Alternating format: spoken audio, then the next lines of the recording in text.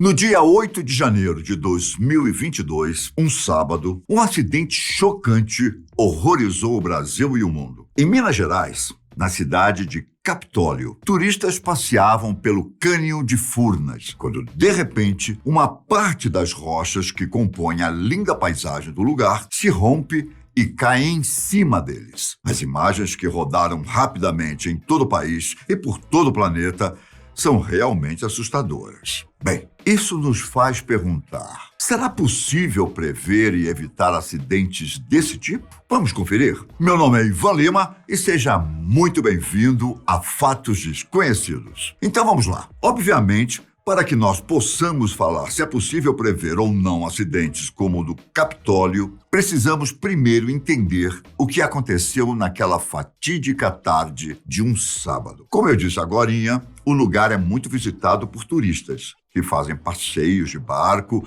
entre os cânions da cidade. Isso não é à toa, afinal, as paredes que cercam as águas podem chegar a até 20 metros de altura e as cachoeiras jorram uma quantidade imensa de água. Tudo isso faz o lugar ser verdadeiramente incrível. No entanto, como você pode até saber, muitas coisas que são lindas na natureza geralmente vêm acompanhadas de um grande risco. No caso dessa tragédia, as paredes de pedra estão sujeitas a desabarem, algo que acontece com certa frequência, porém em um volume muito menor que o que foi constatado. Conforme o Corpo de Bombeiros, que explicou através de um porta-voz o acontecido, esse risco de desabamento ocorre devido à formação das pedras, que são do tipo sedimentar. Esse tipo de rocha é um dos mais frágeis que existem, apresentando, em comparação a outros, um alto grau de permeabilidade e baixa resistência em relação a ventos e impactos. No dia 8 de janeiro de 2022, esse terreno,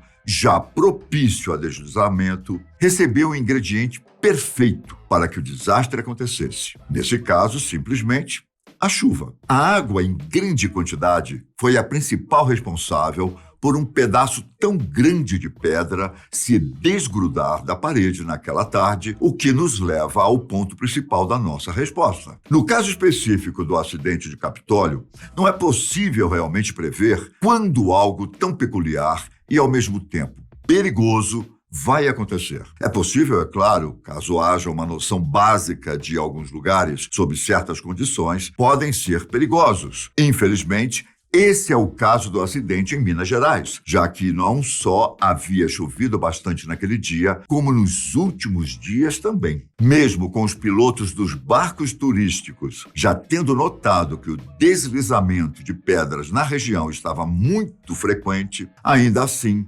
decidiram continuar com as atividades turísticas. Agora, felizmente para toda a humanidade, muitos tipos de catástrofes podem sim ser evitadas, principalmente graças à ciência. E quer saber um fato interessante? Os chineses, há milhares de anos, já tinham desenvolvido técnicas para detectar terremotos. Foram encontrados registros históricos de um artefato criado por um inventor chinês que funcionava de uma maneira muito criativa. A peça parecia com um vaso, com 8 bocas de dragões em seu topo. Os dragões ficavam distribuídos igualmente na circunferência da peça e seguravam em suas cavidades bucais pequenas bolinhas de cobre. Debaixo deles ficavam pequenos sapinhos, também feitos do mesmo material, com as bocas abertas. Quando o sistema interno da ferramenta sentia algum tremor, ele reconhecia a direção de onde vinha e fazia com que os dragões, apontados para essa direção, soltassem suas bolinhas de cobre nas bocas dos sapos. Uma coisa bem mirabolante, não é mesmo?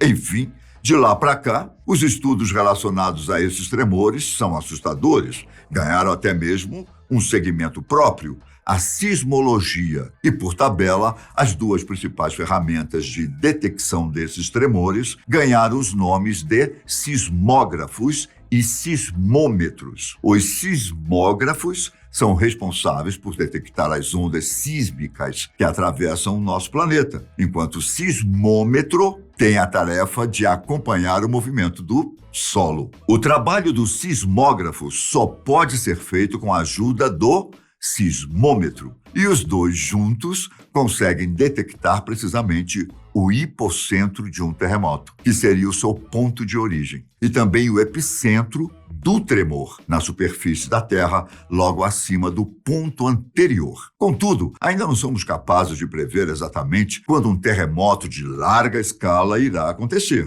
É possível apenas mapear zonas que já apresentam uma atividade sismológica e ter uma previsão de quando essa movimentação ocorrerá em um período de anos. O máximo que conseguimos, no dia de hoje, é sentir o tremor apenas alguns segundos antes de virar um verdadeiro desastre. Tudo o que falamos pode ser aplicado a outro acontecimento conhecido e temido no mundo: os tsunamis. Para esse tipo de evento, em alguns casos específicos, é possível antecipar a chegada de uma onda gigante em um tempo seguro, pelo menos para as pessoas que estão nas regiões atingidas, já que as estruturas estão obviamente condenadas. Isso acontece porque, além das ferramentas que já citamos aqui, os sismógrafos e sismômetros, os tsunamis, deixam alguma pista que vão acontecer em breve. Esse é o caso do recuo do mar, uma possível indicação de que alguma atividade das placas tectônicas está puxando uma grande quantidade de água que, inevitavelmente, será propulsada de volta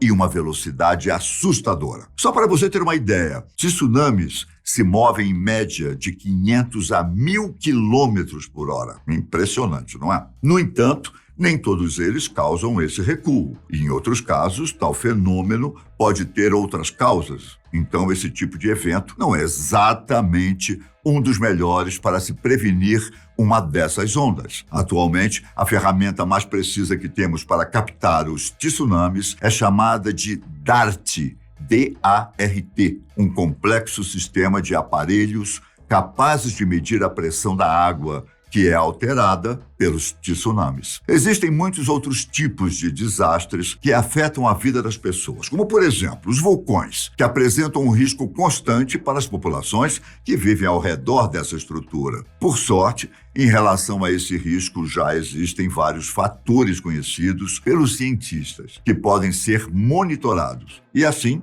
prever quando eles entrarão em erupção. A mesma coisa pode ser dita de um outro tipo de evento natural que costuma causar bastante destruição: os tornados. Eles são muito comuns nos Estados Unidos e, por lá, várias ferramentas de monitoramento estão ativas o tempo inteiro para prever esses redemoinhos de vento. Obviamente, é um trabalho extremamente complexo medir todas as variáveis que levam à formação de um tornado. Agora, vamos mudar um pouco a direção e ir para uma questão mais, como podemos dizer, humana. Enquanto prever acidentes e desastres naturais é uma tarefa científica, existem certos eventos que podem ser previstos, ou pelo menos pressentidos. Estou falando das guerras e dos conflitos, como o de agora, que acontece na Ucrânia. Na realidade, talvez não se possa ter uma certeza quanto a esse cenário. Isso porque, exatamente por existir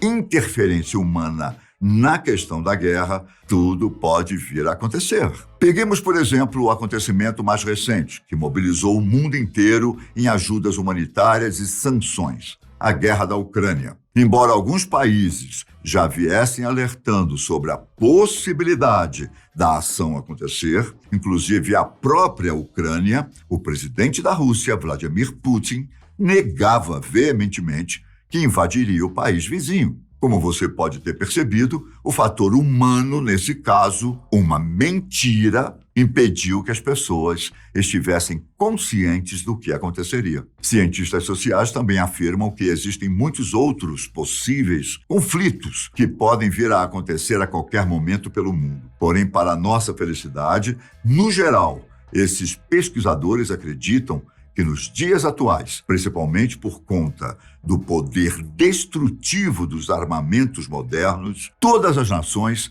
são mais receosas em declarar um conflito, visto o prejuízo que elas podem causar. Agora me fala aqui nos comentários, você já passou por alguma situação de risco? Ou talvez, quem sabe, você conhece alguém que passou por algum tipo de desastre natural? Terremoto, alguma coisa assim? Se souber, escreve aqui para mim. Um grande abraço, fiquem com Deus. Tchau!